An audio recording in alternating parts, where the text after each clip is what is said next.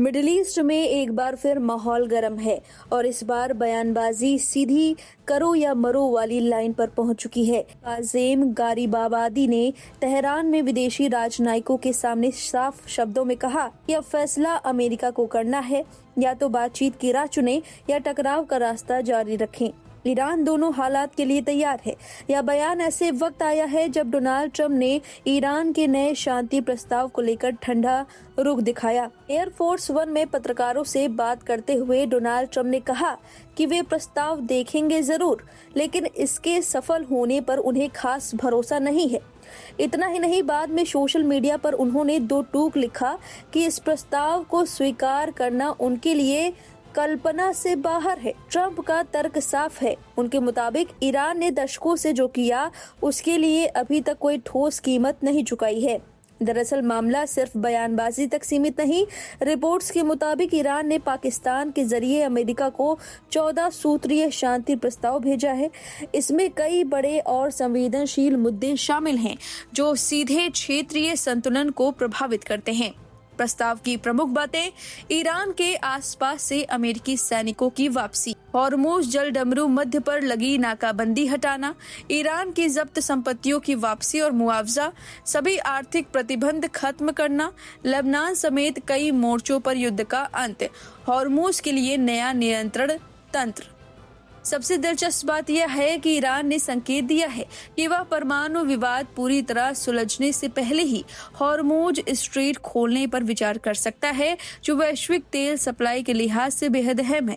लेकिन दूसरी तरफ वाशिंगटन का रुख सख्त बना हुआ है। अमेरिका साफ कह चुका है कि जब तक ईरान के परमाणु कार्यक्रम पर ठोस और भरोसेमंद समझौता नहीं होता, तब तक कोई स्थायी शांति संभव नहीं है। हालांकि ईरान लगातार दावा करता है कि उसका परमाणु कार्यक्रम पूरी तरह शांतिपूर्ण है। इस बीच ट्रंप ने फ्लोरिडा में एक कार्यक्रम के दौरान सैन्य विकल्प को भी पूरी तरह खारिज नहीं किया है। उनका कहना था, अगर ईरान गलत कदम उठाता है तो जवाब देने के सारे विकल्प खुले हैं। उधर अमेरिका ने शिपिंग कंपनियों को भी सख्त चेतावनी दी है। अगर किसी हॉर्मुज से सुरक्षित रास्ता पाने के लिए ईरान को किसी भी रूप में भुगतान किया, चाहे वो नकद हो, डिजिटल करेंसी हो या किसी और तरीके से, तो उसे कड़े प्रतिबंधों का सामना करना पड़ेगा। कुल मिलाकर तस्वीर साफ है।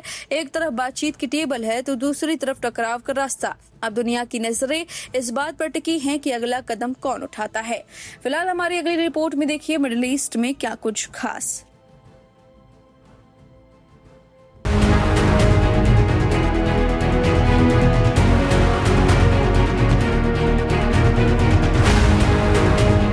अमेरिका और ईरान के बीच पिछले 2 महीने से जारी युद्ध को समाप्त करने की कोशिशों को बड़ा झटका लगा है।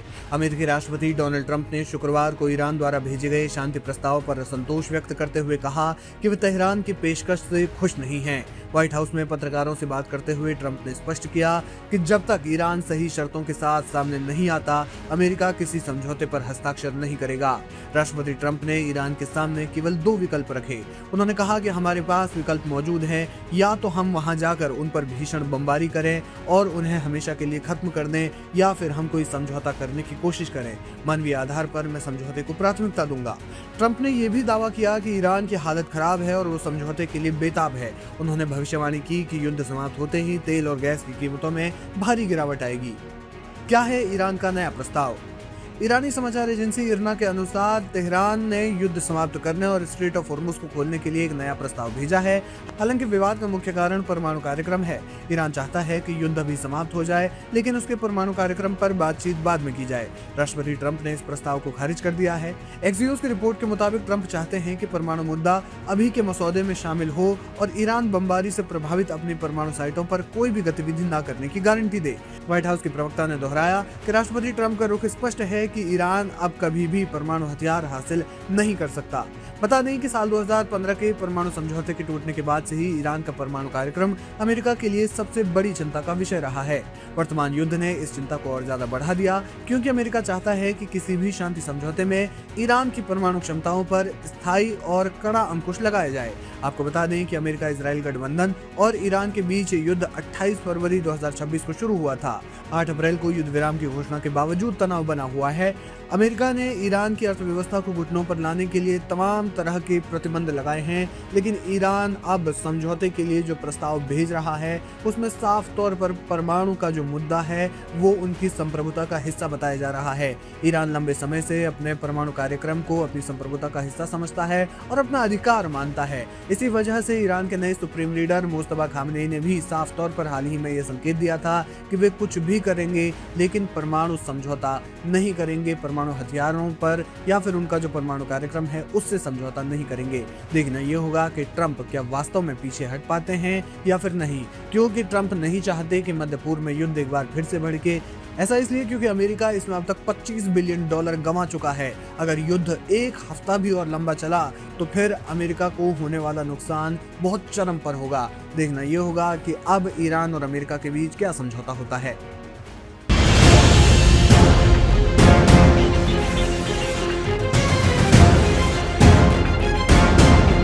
अमेरिकी हमले की आशंका के बीच ईरान ने एक बार फिर कूटनीतिक पहल करते हुए अमेरिका को समझौते का नया प्रस्ताव भेजा है।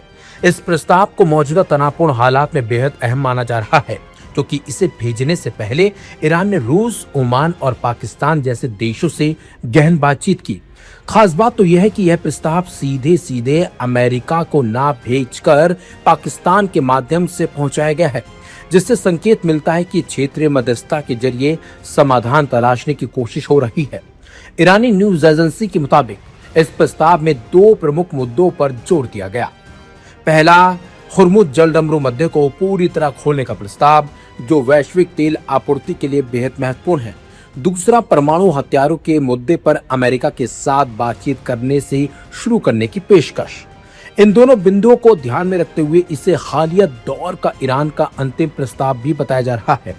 सूत्रों के मुताबिक इस प्रस्ताव को ईरान के विदेश मंत्री अब्बास अरागची ने पाकिस्तान के मध्यस्थों के जरिए आगे बढ़ाया है। यह भी सामने आया कि प्रस्ताव तैयार करने में ईरान की शक्तिशाली सैन्य इकाई इस्लामिक रिवॉल्यूशनरी गार्ड कॉर्प्स की सलाह भी शामिल की गई है।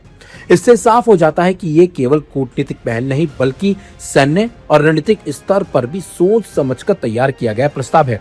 हाल ही में ईरान इंटरनेशनल की एक रिपोर्ट में दावा किया गया है कि अरागची सीधे IRGC के अधिकारियों के संपर्क में है और उनकी सहमति से इस प्रस्ताव को तैयार किया जा रहा है। इस रिपोर्ट के बाद ये प्रस्ताव की गंभीरता और ज्यादा बढ़ गई है। चलिए अब आपको बताते हैं कि ईरान के क्या क्या प्रस्ताव हैं। पहला, ईरान हुर्मुज को अपनी शर्तों के हिसाब से खोलना चाहता है। उसकी मांग है कि पहले हुर्मुज के बाहर जो अमेरिकी नाकाबंदी है उसे खत्म किया जाए। ईरान का कहना है कि उसे हुर्मुज से टोल वसूलने का अधिकार मिले। 34 किलोमीटर का हुर्मुज जलडमरू मध्य दुनिया के लिए काफी अहम माना जाता है। परमाणु समझौते को लेकर ईरान अमेरिका से बातचीत करना चाहता है। ईरान की कोशिश 10 सालों तक संवर्धन को रोके रखने की है। अमेरिका इसे कम से कम 20 साल तक के लिए रखना चाहता है। द गार्जियन के मुताबिक नए प्रस्ताव में इसको लेकर तस्वीर साफ हो सकती है। ईरान के प्रस्ताव में पाबंदी हटाने का जिक्र है। ईरान का कहना है कि बातचीत के शुरुआती फेज में उसे कम से कम $100 अरब की रकम मिलेगी, जिससे वो अपने यहाँ राहत एवं बचाव कार्य कर सके। अब निगाहें अमेरिका पर टिकी हैं, जहां इस प्रस्ताव पर अंतिम फैसला राष्ट्रपति डोनाल्ड ट्रंप को लेना है। माना जा रहा है कि अमेरिका इस प्रस्ताव को स्वीकार करता है या नहीं, ये आने वाले दिनों में पश्चिम एशिया के हालात तय करेगा।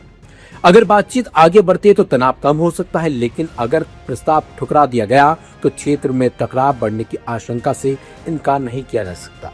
कुल मिलाकर ईरान का ये कदम युद्ध के खतरे के बीच कूटनीति को एक आखिरी मौका देने की कोशिश के रूप में देखा जा रहा है। अब देखना यह अहम होगा कि अमेरिका इस पहल को सकारात्मक रूप से लेता है या फिर नहीं।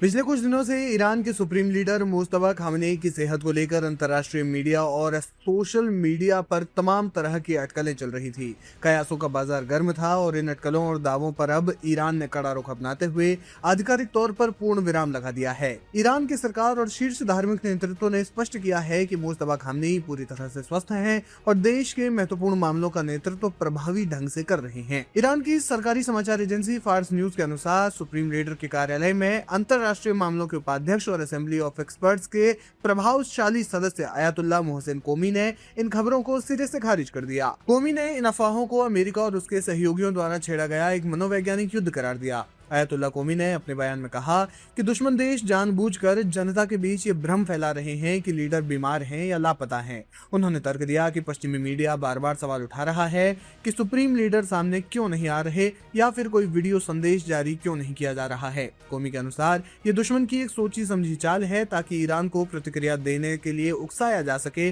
और देश के भीतर अस्थिरता पैदा की जा सके। खबरों के अनुसार ईरान ने उस घटना का भी जिक्र किया जिसके बाद ये अफवाहें शुरू हुई। बताया गया कि 28 फरवरी को हुए हवाई हमले के दौरान मुस्तफा खामनेई उसी इमारत में मौजूद थे जिस पर बमबारी की गई थी। उस हमले में कई लोग हताहत हुए। हालांकि आयतुल्लाह कोमी ने इसे दैवीय चमत्कार बताते हुए कहा कि विस्फोट होने से महज कुछ मिनट पहले ही वे इमारत से निकलकर आंगन में आ गए थे जिसके कारण वे सुरक्षित रहे।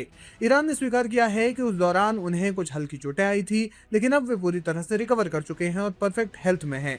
ईरान ने इन दावों को भी खारिज किया कि नेतृत्व में कोई शून्य पैदा हुआ है। आधिकारिक बयानों में कहा गया है